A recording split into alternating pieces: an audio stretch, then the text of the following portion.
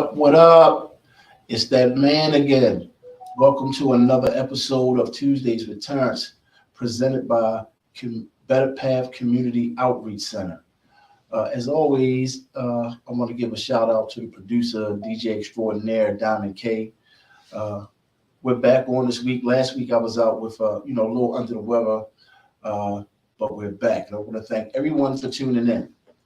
I want to give a shout out to all the children that go to school in war zones, but still get up every day and make their way to school. To all the children who are doing excellent in school, passing, having perfect attendance, to all the counselors, to all the therapists, to everyone that's working with adults and children, helping them get their lives back on track. We salute you for that. We really, really salute you. Today, the topics that I would like to talk about today is information on mental health. The mental health crisis in Baltimore is dire. We need information on it. And people need to know that it's okay to ask for help and to talk to someone. Mental health is the reason why our city is in a place that it is today. Mental health can help people communicate, but you got to know who to talk to, where to go at, and make sure that you have, the right people in your corner. I want you to know that if you're suffering from mental health or mental health issues, that you're not alone, that it's help out there, and it's all kinds of help within the city. Again, I am not a therapist, so I will not be making any kind of diagnosis or diagnosing anyone on this program or this platform, but I can give out information on certain organizations that can help people who are struggling with mental health, or maybe someone that's struggling with mental health. Maybe today I'm going to give you a few signs to look at if you think someone is suffering from mental health. It's needed. Our children need it. A lot of the adults need it. It's needed in our schools. It's needed in our family. Mental health is very, very serious. It's a lot that comes with mental health, like depression, sadness, isolation. All those things are part of mental health issues that people just pass off as, that person is acting that way. No, that is considered a mental health issue. And if you know anyone that's suffering from any kind of mental health, please seek professional help via a therapist or a psych doctor. The information that I'm going to give out today is for NAMI, the National Association on Mental Health Issues. NAMI is an organization that has over 600 programs worldwide for people who suffer from mental health illness. NAMI is a national alliance on mental health, the nation's largest grassroots mental health organization, dedicated to building better lives for millions of Americans affected by mental health issues. NAMI works to educate, support, advocate, and listen and lead to improve the lives of people with mental illness and loneliness. NAMI can be contacted, listen to y'all, NAMI can be contacted through the helpline at 800-950-6264. Or you can communicate with them Monday through Friday from 10 a.m. to 10 p.m. I believe that if a lot of the mental health issues can be fixed or helped, it will curb a lot of our problems. It will help with a lot of communication. Mental health issues, it halts people from telling how they really feel. And mental health issues puts people into isolation, sadness, and things like that. But again, it's help out there. It's really, really help out there. You know what I mean? And again, NAMI can be contacted at 800-950-6264. Okay? And this is some signs to look out for mental health issues. And if you see someone experiencing this, or if you know someone, or if you're experiencing it, or you have a family member or anyone experiencing anything like this, right? Some of the warning signs are feeling very sad and withdrawn or unmotivated for more than 2 weeks. If you know anybody that's just seeming like they're just not moving or motivated or just to themselves, That may be a mental health issue. You may want to seek professional help or contact a therapist or a psych doctor or see your primary care physician or something. It's help out here for everyone. And we need information on mental health. So this is one thing. This is one of the reasons why I wanted to do this podcast. I'm like Diamond, who didn't know me from a can of paint, that's allowing me to come on and do this type of platform, because what's hurting us now is mental health. A lot of people don't even know that they have it or suffering with it. You need to see a therapist or psych doctor or a doctor or get some information, talk to someone, get some help. Number 2 is planning to or trying to harm or kill someone or yourself. If you have those thoughts, talk to someone immediately. Contact the NAMI phone number that I just put out there. Talk to your counselor if you have one. Speak to someone in your family. It's help out there for you, and you can recover. You know what I mean? You really, really can recover, but the information is needed so you can get the help that you deserve and need. Out of control or risk of behaviors. Anybody you see that's out of control, that's having risk of behaviors, I know a lot of this falls on our youth.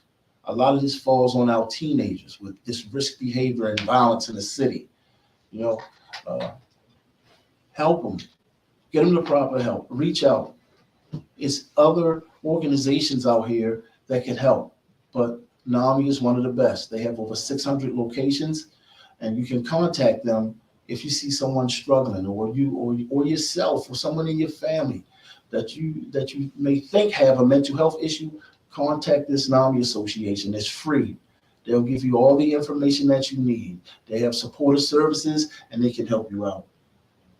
Number 4, overwhelming with fear, racing heartbeats, sudden weight loss or loss of appetite, severe mood swings, excessive drug and alcohol use, drastic changes in behavior, hygiene, or sleeping habits, extreme difficulty concentrating or staying still.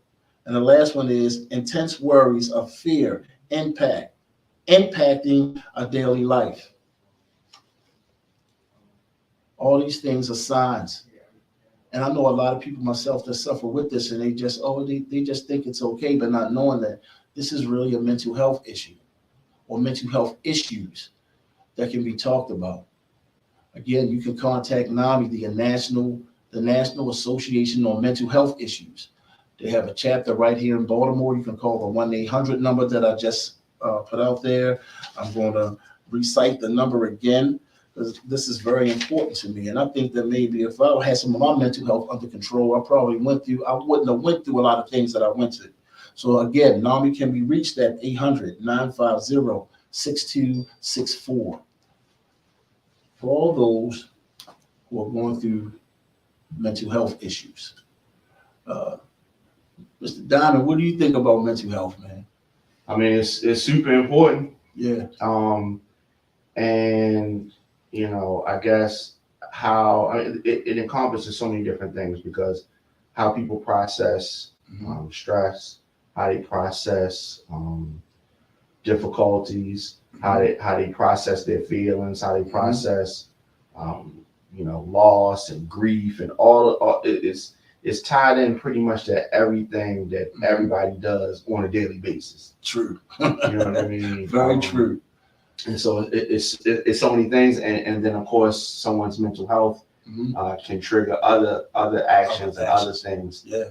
So it's critical, like you said several times, as far as people that need help. There are a lot of places where they can go, to get help, and they may not even understand what's happening with them. So you talk to a professional. That's right. You know what I mean? That's right. When I was coming up, man, I didn't even know nothing about mental health. Yeah. I don't even think, I think that like in the 90s, like when I was coming up in the 90s, like I don't remember that word even being out there like that. You know what I mean? But since then, we've made strides, and that's something that people have identified as just like an important root for so much in the human psyche. So it is important. Like you said, you didn't know. How did you become aware of mental health as a term? I was in the police, man, and I used to fight all the time, right? I was in the police, right, Diamond, and I physically was putting my hands on someone, and they sent me to see this therapist. And the therapist said that I had mental health issues, and I immediately got upset. I associated mental health with being crazy. So I'm not crazy. I don't need to talk to no one. I don't need a therapist until I actually sat down with one and had a conversation. And I discovered that I had some issues that I had to work out. I didn't understand why I was angry. You know what I mean? I didn't understand why all you have to do is do one thing and that will cause me to distrust you, period. You know what I mean? So I didn't even know that I had some issues. And once I realized that I had some issues, and I met more people, I met more therapists and more psych doctors that I'm friends with now, and I've learned from them, and I'm still learning from them. You know what I mean? And now it makes me look at people like who I know, and I'm like, wow, what makes that person act like that? You know what I mean? Why is, so for me, it was, realizing that I had issues, right? And then it was nobody out there for me to talk to. You know what I mean? On that level, it was nobody that I felt as though I could trust to talk to on that level, and a lot of times we silence each other. You know what I mean? We ridicule one another, we silence each other. If you're seeking that type of help, the first thing we come with is, you crazy. What's wrong with you? Why are you telling people your business? Not letting someone in on your business does nothing but hurt you even more. If you can't express that. Well, like I say, when I do my groups, I say you need to take off a lot of coats. We have a lot of people that got on 1,500 coats, and we have to begin to take those coats off to lighten the load. And the more you take those coats off, the more comfortable you will become with communication. And we just want to be able to communicate, to have a balance. You know what I mean? That's all. You know what I'm saying? So mental health is dear to me. You know what I mean? It's serious. So, and I think a lot of our youth are struggling with that. I think the biggest, I ain't gonna say the biggest, but one main point of contention with youth is conflict resolution. So when you were coming up, when I was coming up, conflict usually was resolved, what they would say, like the schoolyard, with your hands, essentially. That's right. And then after that, dust off, you shake hands, and you cool, and things move on. And a lot of times, people that you, back in the day, people that you had maybe a scuffle or something like that with, end up becoming best friends with because you ironed out whatever the difference was. That's you right. can say, I messed up. You say you messed up, and then you become friends. That's right. Now it's not often that happens, and people, a lot of the young folks really get triggered by different things and just take it to the next level from the beginning. That's it. And that I think is a big factor in youth violence. I think. Our youth and children, right, are in survival mode right now. And when you're in survival mode, right, you do the first thing that comes to mind, right? The very first thing that comes to mind. And I applaud some of the things that they're doing, right, to try to halt or curb youth violence. But I think that some of the things are just trying to cover a massive wound with a Band-Aid. Again, I believe that the youth and the children of Baltimore City are in survival mode. They are really, really in survival mode. Yeah. Why do you think that is? Well, to be honest, right, and my thing is to be honest. The children aren't being nurtured. Some adults have taken their eyes off of the children and placed their eyes on material things, and placed their eyes on, making sure they got enough money and things like that. When the most important thing is the child. It really, really is the child. So a lot of children are left to fend for themselves. That's true. They left the fend for themselves. And I'm not trying to throw any single parents or anybody under the bus, because I understand. So that's what you mean by fend for themselves. You mean like they on their own. It's no. Well, the parent. So you said, well, let's talk about the people where the parent is there first. Okay. So if the parent is there, I mean, these actions that kids are taking out, you know, at what point is it the child, or what point is it the parent, and then what point does it transfer to being the child's decisions? Well, again, right, it goes on to being the parent, because again, this is just my opinion, right? I think a lot of parents, and me one of them, you know, because I wasn't the best dad, you know what I mean? I wasn't a great dad. I was an inconsistent dad. So with me being inconsistent, right, I wasn't there to nurture any of my children at all. I just really thought that as long as they had food, clothes, and things like that, that was enough. Yeah. You know what I mean? That was enough. The crazy part about that is they watch us while they watch it. They watch everything we do. They mimic everything we do. Definitely. They mimic every single thing we do. So if I'm not there to nurture any of my children, right, on why you shouldn't do this and the benefits of doing this, if they don't see me working, if they don't see me coming home, right, making that sacrifice to sit down with them to do homework, you know what I mean? You know how many kids I've worked with before, man, and I heard a parent tell a son, you know I love you. You know what I mean? They don't know that. And they associate, right, anything material with love. They associate that. They associate material stuff with making them feel good. Yeah. I gotta go out and get this. I gotta go out and impress. I got you. As I stated, you know, I think that we need to get back to having uncomfortable communication as adults. Absolutely. Right? 100%. We need to have, and it's okay to have an uncomfortable, it's okay to have an uncomfortable situation. Just because we have uncomfortable communication doesn't mean that we're being attacked. Right. It doesn't mean that. Right. And uncomfortable communication causes a lot of parents to think that they're being attacked. The kids see that, and the kids act that way. That's why our kids can't communicate.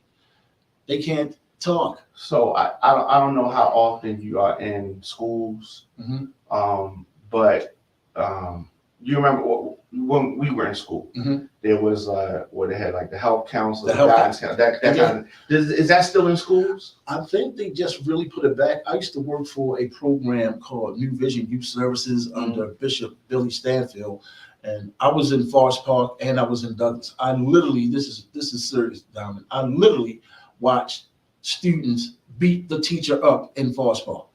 Okay, and for our viewers that are out of Baltimore, these are high schools. These are high schools, yes. Yeah, and so I remember some videos coming out, cell phone videos coming out of Douglas. I was in Douglas. Like yeah, and so now let's talk about some of that.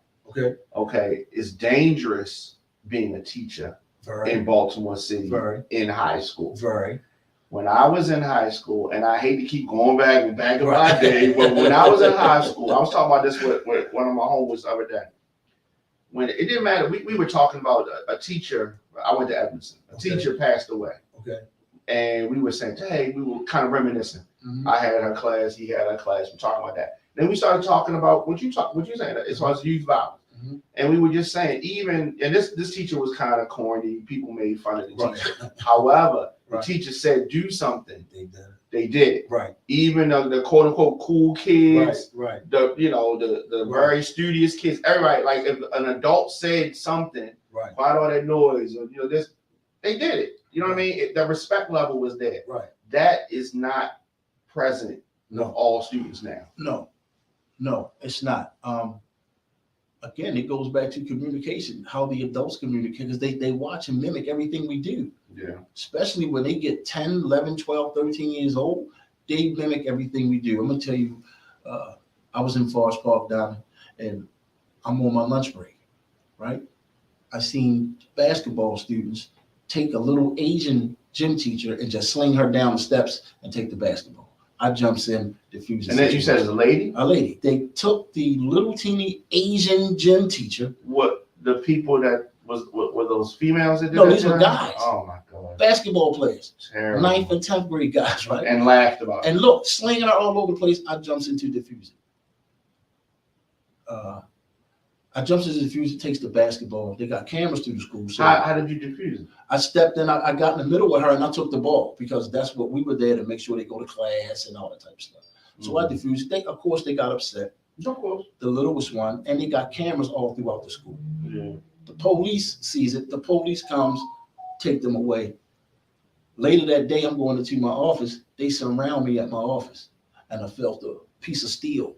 There was some little gang dudes from Park Heights. They was talking about killing me. So by this time, These are friends of the Friends, students. right. So were they students though? yeah, they were students too. So the police comes, right, gets them. I go home. The next day, it was a fiasco. They had more police there. The boy mother was there. This. So they were trying to get me to press charges on this kid, man. But something told me not to. Something told me to find out why he was acting the way that he was acting. And he was a star basketball player being raised by a single mom who wasn't always there. So when I told the police, now this is the person who you initially had the contact with. Yeah. So I'm telling the police, hey man, he didn't do nothing. Mr. Jackson, I know it. We seen it. We can't do nothing unless you want. I don't want to press charges. Tell you what, I want him to be signed up for the program that I work with and have him come to my office. And him and I had a serious conversation. I'm not going to get into what it was. So what was his mother or his family? What was their energy like? The mother was afraid that he was getting ready to go to jail. She was really, really afraid, but she wasn't there. She wasn't anything outside of school. She wasn't there. She just came to the school because he was his mother and she had to come to the school, right? But when I had him come to my office, she came. And her and I had a good conversation too. And this is the first time I ever heard a woman say this. He needs a male role model in his life. His father is deceased. I have to work, and he's left on his own. He's left on his own. So to sum it all up, he didn't go to jail. I got him in the program, right? His grades got better. He would come see me every other day. His grades got better.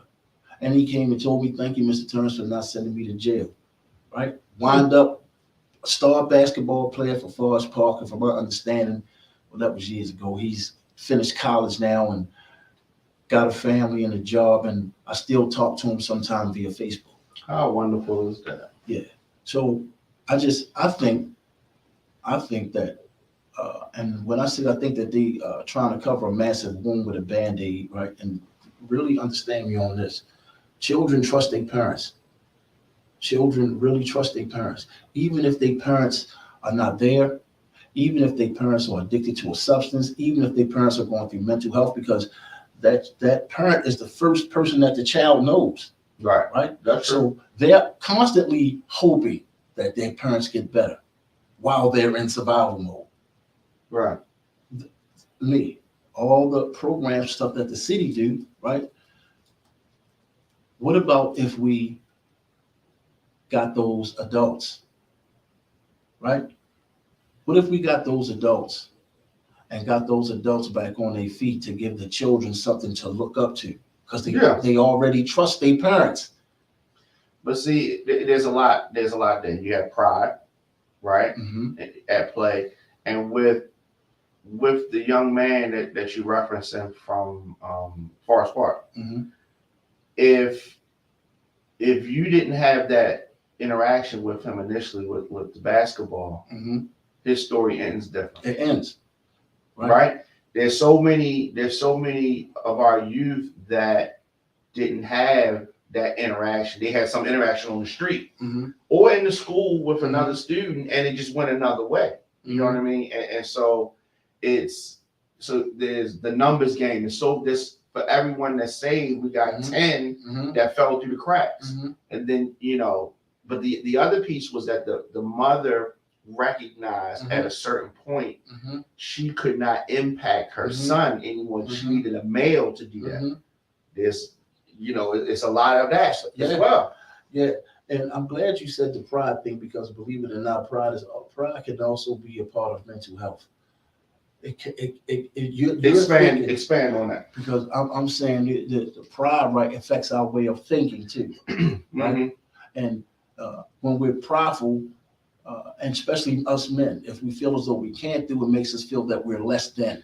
Our ego is fragile. It's fragile. It's just very fragile. It's very fragile. So if you got a family, right, and you can't take care of them, right? As a man, our whole thought process is, if I can't take care of them, and it's embarrassing, I have to go to someone. Facts. What I'm saying is, right, if we get them, right, just like the young guy at Forest Park, right, I refuse to let his pride stop me from helping him. We have to let these parents know, right, that it's okay, that it's help out here for you. We got to find a way to ease that pride, right? Because I believe the only way that youth violence can get fixed is if these youth get to see, they look up to their parents.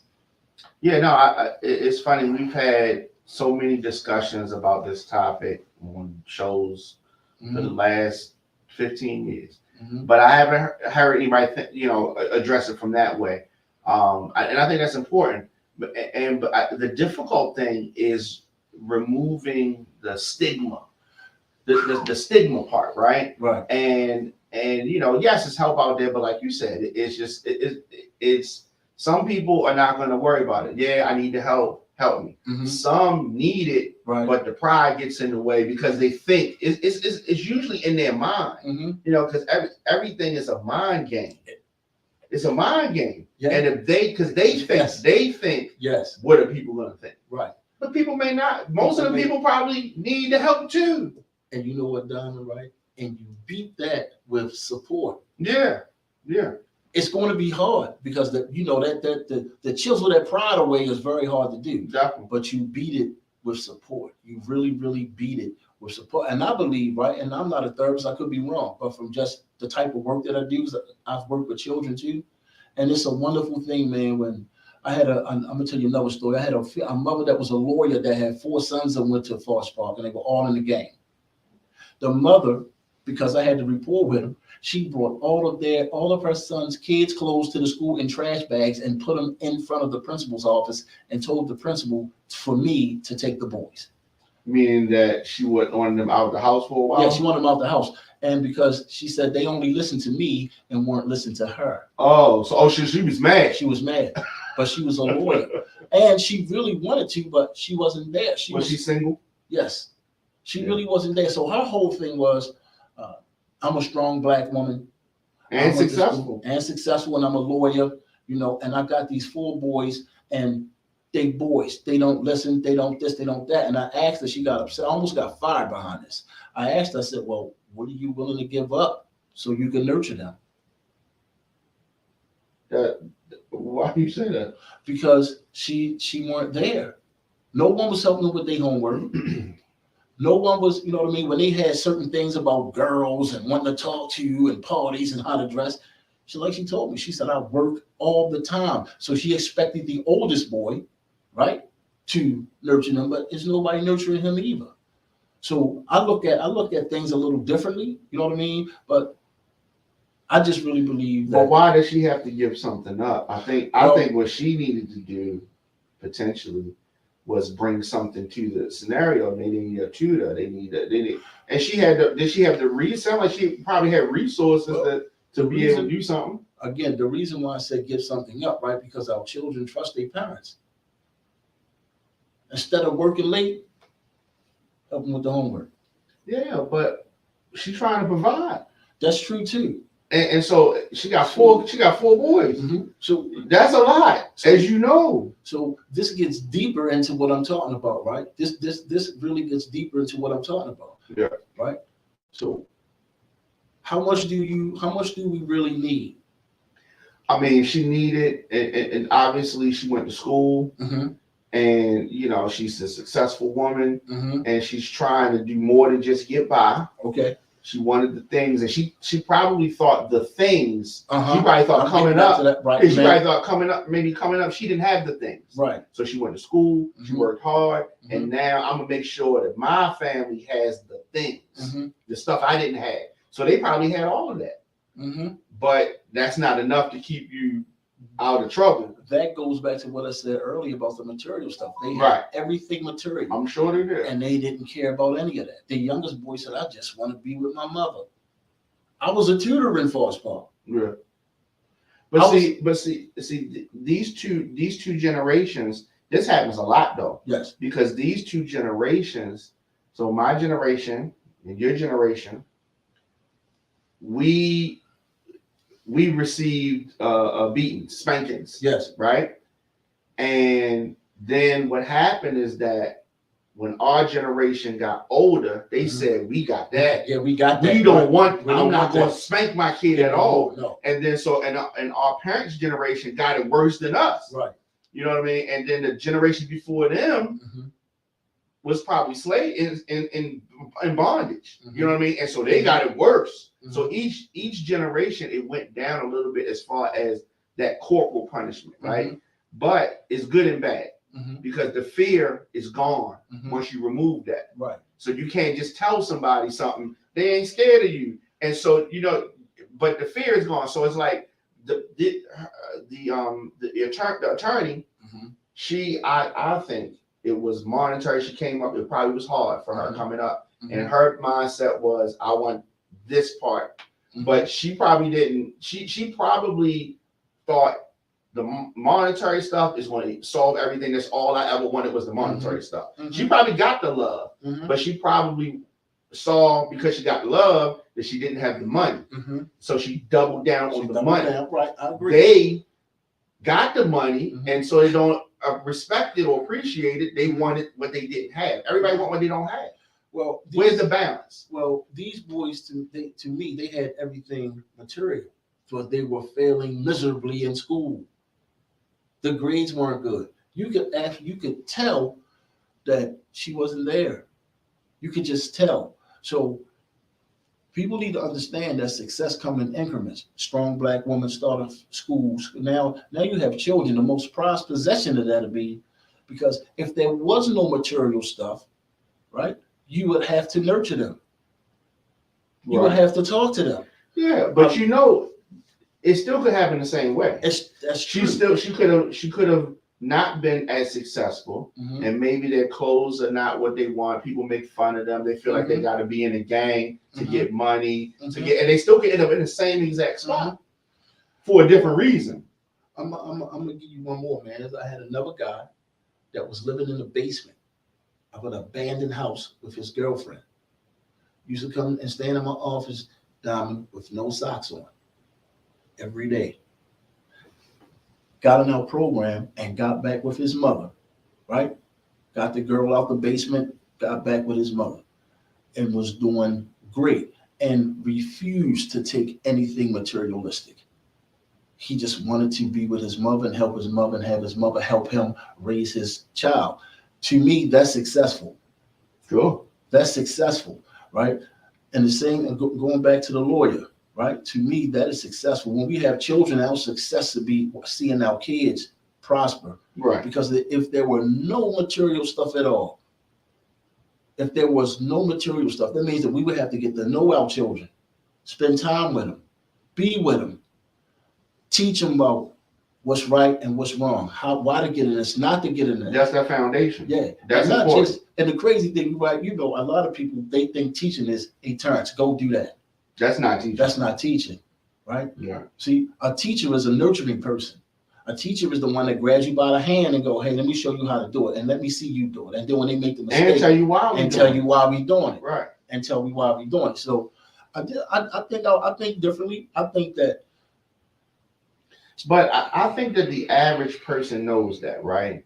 Because most people know the stuff that they're supposed to do, but it's actually doing it that's the hard part. It's the execution. You'd be surprised, right? The type of work I do, that how many people don't know and are fearful.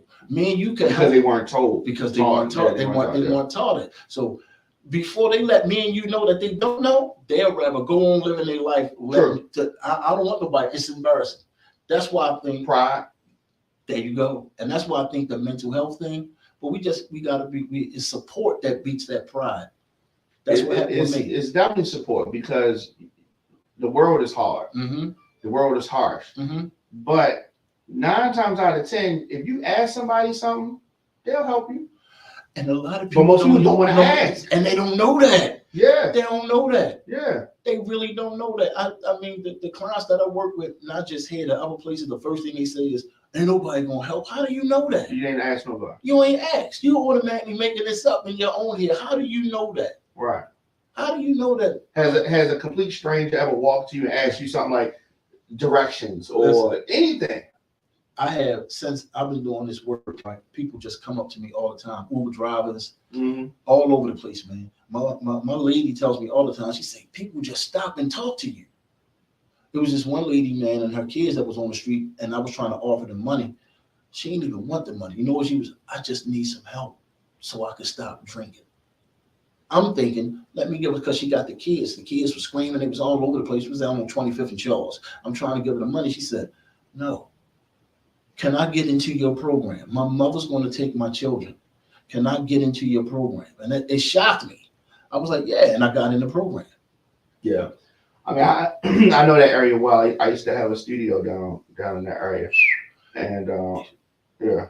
I was volunteering down there 5 years ago. And I've seen it all. Yeah, it is. And what's funny about that area is, you know, you can go a couple blocks the other direction, and it's totally different, right? And you're like, what? Yeah. A couple more blocks east, yes, and it switch again. You know what I mean? Yes, it's weird like that. Yeah, man. Yeah, so I think I really think, Diamond, man, that if we get some of the adults straight, so the adults can go back and reach back. Yeah, I mean, that's the key. The key is the adults. Mm-hmm. And then, but a lot of people think it's too far gone, and that's where we mess up at. Yeah, because information is free, no matter how old you are. Right. We're able to learn something every day, and this is why I say they cover a massive wound with a Band-Aid. You may get a kid, right? You may get a kid. And I'm be honest, the type of work I did when I was working with kids, Diamond, it was hard because they didn't trust me coming off the bat. Yeah, who are you to tell me what to do? You ain't my mother. You're not my father. Fights, kids dropping out the program. Mothers want to be around, but they can't, like you said earlier, because they got to provide. But with providing, right, we have to have some sort of balance. What's more important, right?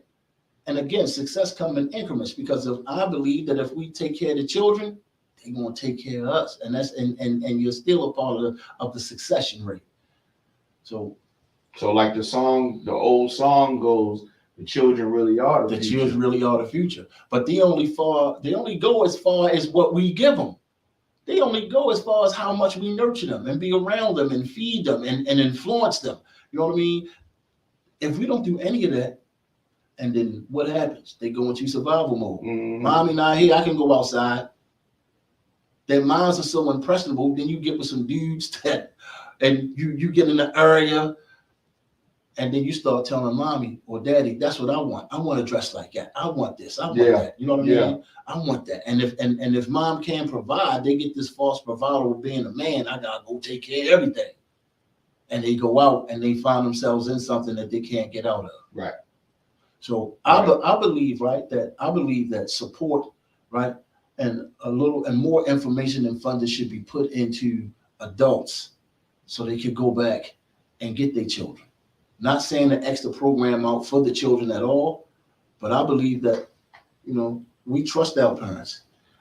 The children trust their parents. I would actually hear children make stories up about their fathers, man. Their fathers wasn't in the house. I would actually hear children make up stories about their mothers, how they wish that they had this or their mother was better, or you know what I mean. I've heard it. Definitely. So they trust them, and no matter what the parent is doing, where they've been, how they looking, or whatever, those children might have this hope, right, that they make up these stories. I would love to see my mother working. And I'm sitting in my office behind the desk like, wow, if his mother was working, that would change him. If his mother was working, you know what I mean? That would change him. She would spend more time with him. You know what I mean? Yeah. They could go out and do things together. We don't have that. So now we got the streets nurturing, and then we got programs just trying to cover them. A lot of these children suffer from PTSD and trauma. PTSD, yeah. I'm sorry, PTSD and trauma. Definitely. Right? And when they get out into the world, or they meet a positive brother such as yourself or like someone else, it's hard to break that shell down. Yeah, it is. And that's true. And going back to what we were saying earlier, it's just about asking. You know what I mean? A lot of times, for some reason, artists and DJs, young ones that are coming up, people don't ask me a lot for advice. Right. But when they do, I'll give it to them. But people just look like he don't want to be bothered with me, or I'll help. But people are afraid to ask a lot of times. Listen, this is why I shout you out so much, right? Because even when I'm not doing this, I tell everybody it's produced by you. You didn't know me from the can of paint. And the thing I like about it is the very first one, you just told me to relax and be quiet. You didn't come in and beat me down because I didn't know. You know what I mean? No, that's not that. Yeah, that's not the most effective way. Right. Even today, would you say, relax, Terrence? Yeah. Sit back and relax. Yeah. We need more genuine people out here like that. Yeah. We really do. And Miss Tyra, the owner of Better Path, man, she's talking about going into the schools in some capacity, working with children, and I really, really admire that. Yeah, it's needed. Yeah, it's needed. And during the first one we did, Diamond, we got to come up with. I would like to come up with something for the children in the inner city before the school closed. I want to be able to talk to some teachers and principals to find out what children have perfect attendance, are doing good in school, got good grades, you know what I mean? So we can find some way to shout them out or maybe support them in some kind of way, you know? So it's a good idea. Yeah. And I'm really trying to wrap my mind around how I could get that done in a couple of months or so, because school will be closing soon. Yeah. And hopefully, you know, God willing, if I'm doing this by this time next year. It's social media. Yeah. It's social media, putting out there on social media, and getting people to send in. Yeah. And then you can shout them out. Yeah. So I think youth violence can be curbed with the help of the adults. I think everybody should seek a therapist, because you know I think everybody could use someone to talk to. And that's another thing about the stigma. The stigma used to be really negative on that. Yeah. And it has changed. Yes, it has. But it used to be really negative.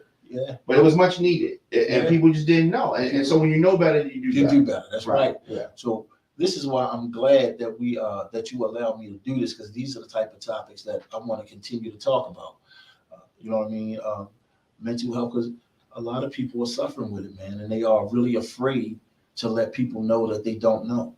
But I want you to know that it's okay if you don't know, because if you don't know, that means you're open to be coached, teach.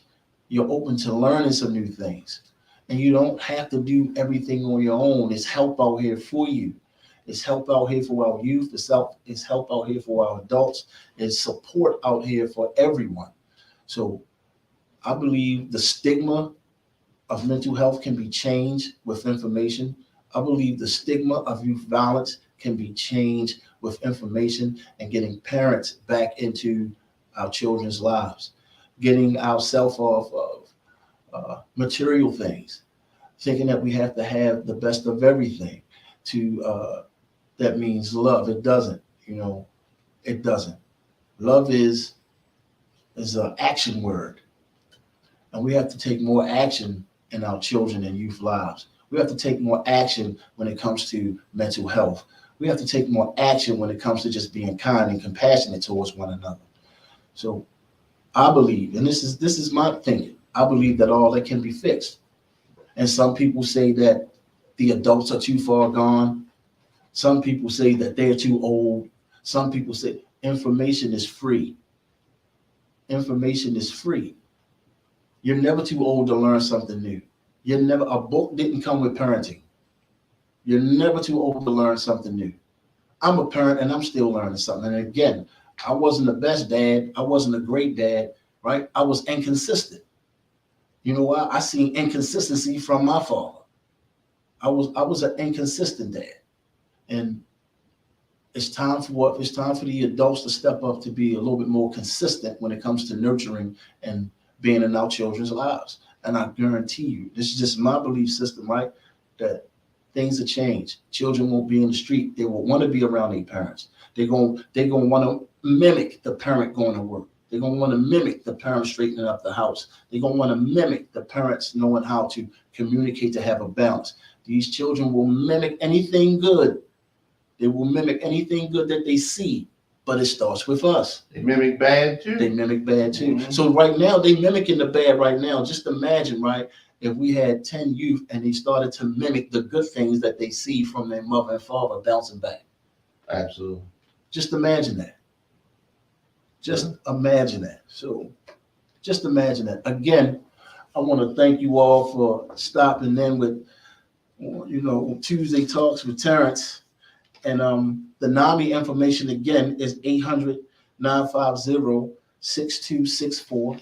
I want to thank Mr. Diamond D for allowing me to have this platform. Soon you'll be able to tune in and be on the screen, and you can. Yes, it's time to have guests. I think it's time. Yeah, it's time. Yeah. You have a guest. Yeah, I got somebody lined up. A few people. Good. I got a few people lined up, and again, Diamond, I want to thank you. Thank you, Ms. Tyra Mitchell, the owner of Better Path Community Outreach Center, for allowing me to even be on here and do this. And I wish you all well. And tune in next Tuesday, right, at 5:30 p.m. on One Fire TV, Talks with Terrence. I appreciate you.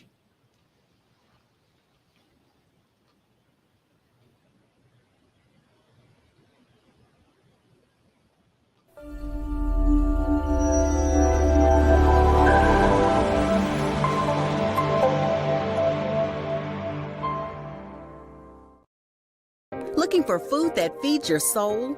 Hoodfellas Bistro and Catering is your local African-American-owned restaurant offering American cuisine. Located across from the courthouse, we offer daily jury specials to reward civic duty. Enjoy our full-service restaurant and fully stocked bar. Dine in, pick up, delivery, and catering. Our themed happy hours feature live music, handcrafted drinks, and weekly specials. Book your private event at hoodfellowsbistrocatering.com.